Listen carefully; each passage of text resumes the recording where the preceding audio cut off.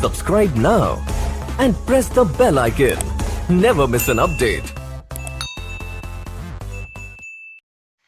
कहते हैं एक शख्स ने अपनी नौजवान और खूबसूरत बीवी के कहने पर अपनी मां को घर से निकालकर गदागिरी पर मजबूर कर दिया। बूढ़ी मां बेचारी ऐसे कसम परस्त के हालात में 2 दिन में ही मर गई।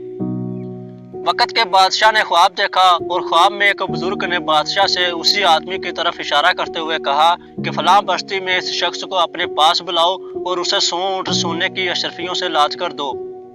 बादशाह गौर करने वालों में से था। उसे पता चल गया था कि उसका ख्वाब आम नहीं है और किसी बात की तरफ इशारा है। चनाचे उसने अपने दाना वजीर को अपना ख्वाब बयान किया।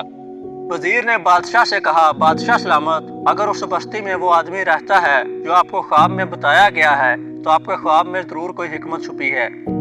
बादशाह ने वजीर की बात सुनकर अपने साथ सिपाहियों का दस्ता लिया और बुजुर्ग की बताई हुई बस्ती में खुद जा पहुंचा। तो बस्ती के बाहर दरख्त के नीचे बैठे एक बूढ़े बरेश से उस शख्स के बारे में दरियाफ्त किया। उस बूढ़े ने बादशाह से कहा, वो कोई अच्छा इंसान नहीं है, वो अपनी माँ पर जुल्म करता था और उसके जुल्मों की ताब न लाते हुए उसकी बूढ़ी माँ दुनिया से रुखसत हो गई। जाए बस्ती में पहला घर उसी का है। बादशाह जब उस शख्स के दरवाजे पर पहुंचा तो वो शख्स बादशाह को देखकर खौफजदा हो गया। उसे लगा कि बादशाह अब उसे उसके अमालों की सजा देगा, मगर बादशाह उसे अपने साथ महल लेकर आया और उसे 100 ऊंट सोने की अशरफियों से लादकर इनाम के तौर पर दिए, जिन्हें पाकर जालिम की तो लॉटरी लग गई। वो बादशाह का शुक्र अदा करते हुए दौलत के नशे में चूर अपनी बस्ती वापस आ गया और ऐशो इशरत की जिंदगी गुजारनी शुरू कर दी। उधर बादशाह और उसके दाना वजीर ने उस शख्स पर मुकम्मल नजर रखी हुई थी और वो ख्वाब की हकीकत जानना चाहते थे, मगर कई साल गुजर गए, उस शख्स के हालात में कोई तब्दीली न आई। वो ऐशो इशरत और शुबाब शराब में डूबा अपनी खरमस्तियों में मसरूफ जिंदगी गुजार रहा था और फिर एक दिन नशे में अपने ही घर की छत से नीचे गिरा और मर गया। बादशाह को जब उसके मरने की खबर मिली तो वो वापस उस शख्स की बस्ती में गया और फिर बस्ती के बाहर दरख्त के नीचे उसी बूढ़े बरेश से मिला जिसने उसे उस शख्स का पता बताया था।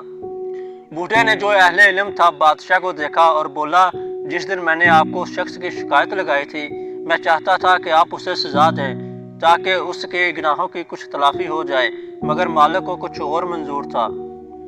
बादशाह ने बूढ़े से पूछा, मालिक को क्या मंजूर था मोहतरम? बूढ़ा बोला, उस दिन आपने उसे सोने से लदे हुए ऊंट अनायत किए तो मुझे पता चल गया कि रब्बे कायनात उसे ढील दे रहा है, उसकी रस्सी को दराज कर रहा है और खुदा नहीं चाहता कि ये शख्स तौबा के करीब भी जाए।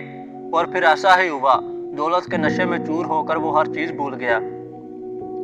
आसाइशों ने उससे ना तो उसके खालिक को याद करने दिया और ना ही कभी उसे अपने किए हुए कामों पर निदामत हुई, और इसी ऐशो इशरत में उसने कभी तौबा नहीं की और हलाक हो गया। ये वाक़या नसीहत है, इसलिए अपने वालिदैन की खूब खिदमत करें और अल्लाह करीम से तौबा करते रहें। कहीं हम अल्लाह ताला की दी हुई डील से नाजायज़ फ़ायदा तो नहीं उठा रहे? अगर ऐसा है तो फ़ौरन तौबा कीजिए, कहीं ऐसा ना हो कि वक़्त हमें तौबा की मोहलत ही ना दे।